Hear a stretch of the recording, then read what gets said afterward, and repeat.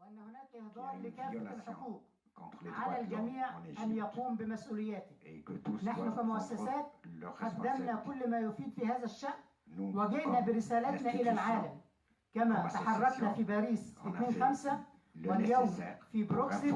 نحن مستمرون في فض ما يتم ارتكابه في حق الإنسان وفي حق المواطن المصري، وعلى المؤسسات الدولية أن تقوم بدورا إيجابيا ولو مرة واحدة، وألا تكيل بمكيالين كالاعتداء على الإنسان وعلى حق الحياة أمر غير مستساغ ولا يجب أبدا السكوت عليه. وشكرا لحضرتك. Merci à M. Beyoumi pour son intervention. La parole est désormais donnée à Maître Salim Ben Hamidane, qui est ancien ministre tunisien, avocat au barreau de Paris, membre de l'association Voix Libre à Paris. Maître Ben Hamidane va nous parler également de la situation actuelle en Égypte et plus particulièrement des mécanismes de lutte contre la peine de mort. Merci. Merci pour toutes et à tous pour cette réunion. On est certes à Bruxelles, la capitale de l'Union européenne, et le 10 octobre, la journée internationale pour la lutte contre la peine de mort. En ce moment, malheureusement, en ce moment-là où on se réunit ici à Bruxelles, dans cette capitale européenne, il y a des tribunaux d'exception qui prononcent des peines de mort massivement contre des militants de droits de l'homme, contre des hommes politiques, contre des femmes, contre des hommes en Égypte. 1300 verdicts, ce n'est pas peu. 1300 verdicts, c'est le synonyme d'un état de sauvagerie, de barbarie absolue. Donc,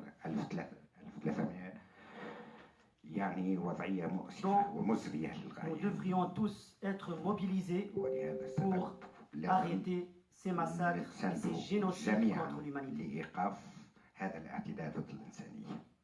Certes, il y a des peines qui ne sont pas exécutées, des peines de mort qui ne sont pas encore exécutées. Il y a d'autres peines de mort qui sont exécutées en dehors carrément du simulacre de justice qui existe en Égypte, dans le cadre du kidnapping et des disparitions de beaucoup de militants politiques et de droits de l'homme dont on ne connaît pas même le sort aujourd'hui. Que devrions-nous faire en tant que militants et en tant qu'êtres humains, luttant contre l'injustice et pour le droit à la vie, qui est un droit fondamental pour tout être humain. Étant à côté de la Commission européenne, je dirais que les institutions internationales et européennes devraient assumer leur entière responsabilité et devraient faire face à cette hémorragie qui est un affront contre l'être humain. Commençons par le Haut Commissariat des Nations Unies. Il y a certes, au-delà des constats et des statistiques, je rappelle ce qui a été dit par Mme Michelle Bachelet, la Haut Commissaire des Nations Unies pour les droits de l'homme, qui a estimé dans un communiqué récent que les droits fondamentaux des accusés avaient été ignorés de manière flagrante. Parlons de l'Égypte, bien évidemment, faisant peser un doute sérieux sur la culpabilité de tous les condamnés. Faisant peser un doute sérieux sur la culpabilité de tous les condamnés.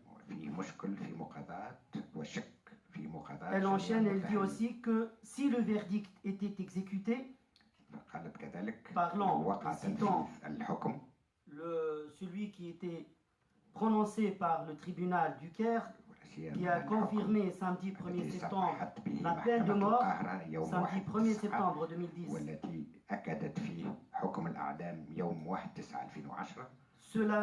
elle a dit que cela représenterait un déni de justice majeur et irréversible. C'est un déni de justice majeur et irréversible. C'est le Haut Commissariat des Nations Unies pour les droits de l'homme. En face, le régime militaire en Égypte répond via sa prétendue commission parlementaire des affaires étrangères qu'il s'agit de peines de lutte qui rentrent dans le cadre de la lutte contre le terrorisme. Bizarrement et de façon flagrante, on oppose le terrorisme de l'État au terrorisme des bandes et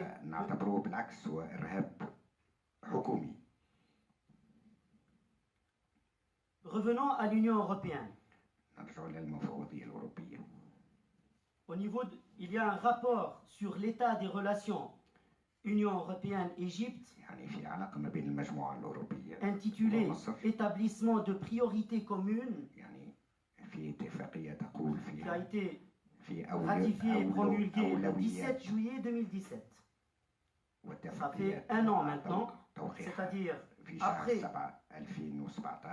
après, avec un bilan de 1300 verdicts prononçant la peine de mort,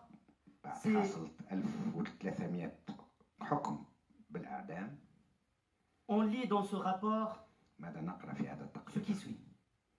Alors que l'Égypte se trouve confrontée à un environnement de plus en plus complexe sur le plan économique, social, politique et de la sécurité, l'Union européenne est résolue à continuer de lui apporter son soutien pour relever les défis actuels en s'appuyant sur de nouvelles priorités de partenariat.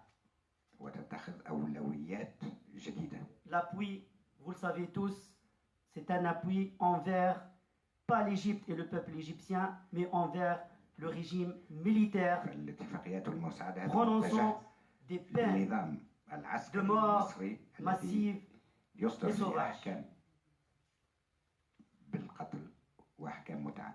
À la fin de la période de référence, il y a une période de référence. À la fin de la période de référence 2015-2017, le total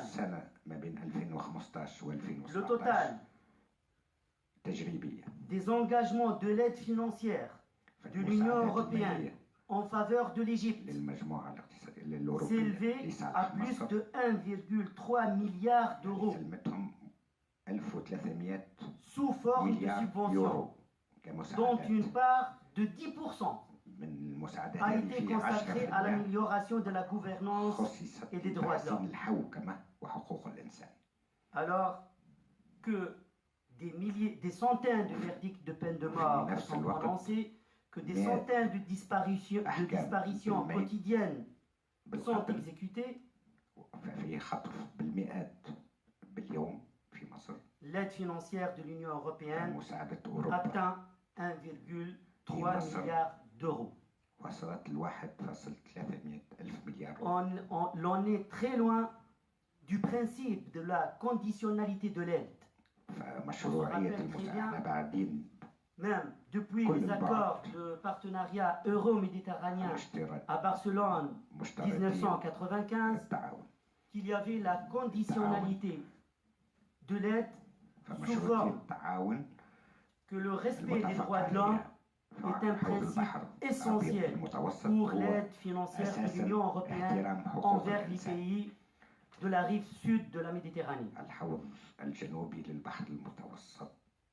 Alors, rien fait, à part le constat amer de Madame Michelle Bachelet, la haut-commissaire des Nations Unies, lorsque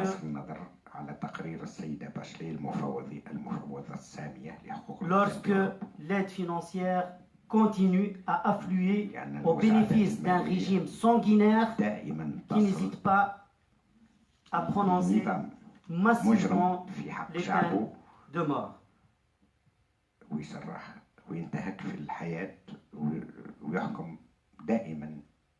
Alors, pour conclure, je dirais que, au-delà des constats et des investigations et des statistiques qui sont affreuses et qui sont vraiment graves,